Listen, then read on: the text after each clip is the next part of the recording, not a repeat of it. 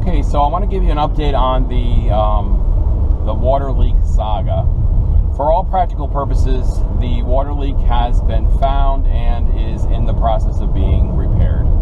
So I thank you all so much for your patience with me as I posted a lot of videos on this water leak. As a new RVer, it's very scary when you realize that you're pulling components of your rig apart and you're not real sure if you know how to put them back together.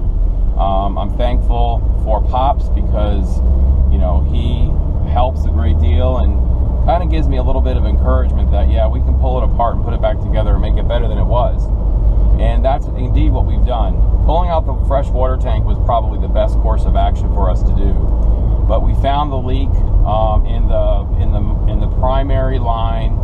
It's not in the line though, it's in the tank, but the connections at the tank that supplies the water for the house. As it pulls from the pump, that connection was ruptured, and apparently the original owner, who took wonderful care of the coach, put a clamp on it, and I suspect that clamp worked for a number of years. The owner that I bought it from evidently just didn't use the fresh water tank, so as a result they didn't deal with any leaks. But the minute I put water in it, it started to hemorrhage, and of course you couldn't see it because the leak itself was very minimal, except for when the water pump was on.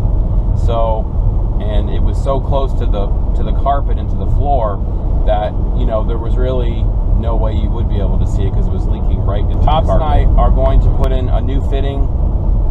We're gonna fix the inlet with some fiberglass, and we're gonna put a clamp over it.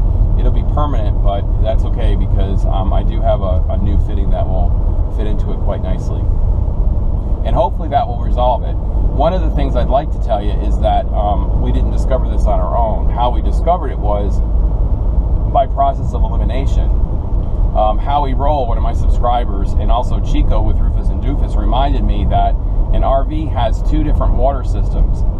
You have the fresh water tank and the pump, the water pump, which supplies the coach when you're not on city. And then you have your city water connection.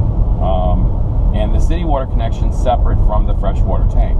So you can, of course, most coaches have a valve that you can open to fill your tank.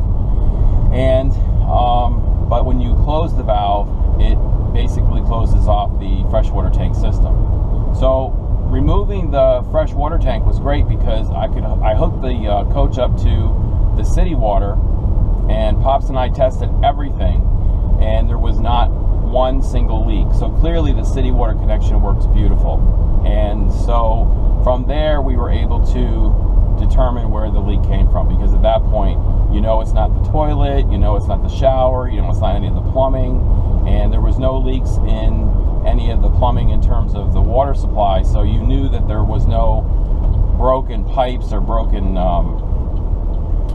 I guess tubes, whatever you want to call them. So that was very encouraging, and in fact I was actually doing the happy dance because, you know, this really scared the life out of me, truthfully. And I was afraid that this was going to cost, you know, hundreds of dollars, if not thousands of dollars, because I felt like we're going to have to rip up the floor, take out the toilet, and do all those things, which we didn't have to do. Because the rig didn't have a lot of water leaking into it for a long period of time, only since I've owned it, the damage to the floor was minimal, which is nice. So I'm going to still pull that carpet up and, you know, assess the flooring, but at this stage of the game I think we're probably okay.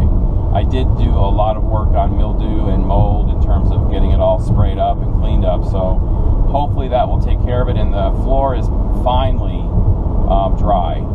I've run fans over it for the last couple of days, so, and the coach is all, you know, dried up. So I'm probably needing to get a dehumidifier so I can remove some of the moisture in the air. But at this point, I think the leak is resolved. So thanks to my subscribers who, again, came to my rescue. I appreciate it. So that's what I know about the water leak at this point. Hopefully no more videos on it.